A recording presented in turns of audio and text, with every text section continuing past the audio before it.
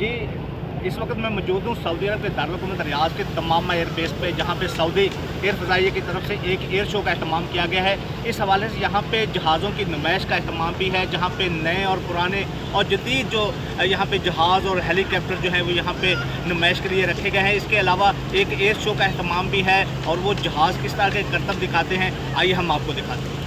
Saudi aviation forum की तरफ से तमाम एयरबेस पर सजा ऐसा एयर शो तो देखने वालों को मुद्दतों याद रहेगा।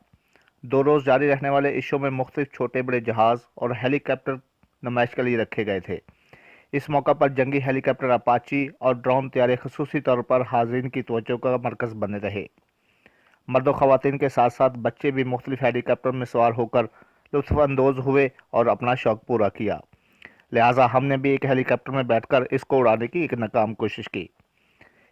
जी, आज हम भी पहली दफ़ा जो है वो हेलीकॉप्टर में बैठे हैं और कोशिश करेंगे इसको उड़ाने की, जो कि एक नाकाम कोशिश होगी और हम बिल्कुल नहीं उड़ा पाएंगे।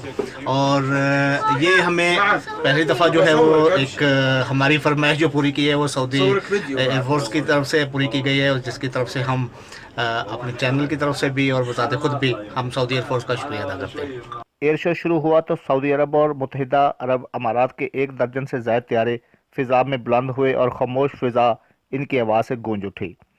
तरबीती तैयारों के ज़रिए पायलटों ने ऐसे शानदार और ख़तरनाक करतब दिखाए कि देखने वालों की सांसें थम गईं। फ़िज़ा में बुलंद जहाज़ों ने मुख्तलिफ रंग छोड़कर सहरा के आसमान को कौसे क़ज़ा के रंगों से भर दिया। एयर शो को देखने के लिए जहां सऊदी शहरी मौजूद थे, वहीं पर दीगर ममालिक के अलावा पाकिस्तानियों की बड़ी तादाद भी मौजूद थी, जिन्होंने एयर शो को खूब महसूस किया। ज़काउल मोहसन, उर्दू न्यूज़, रियाद।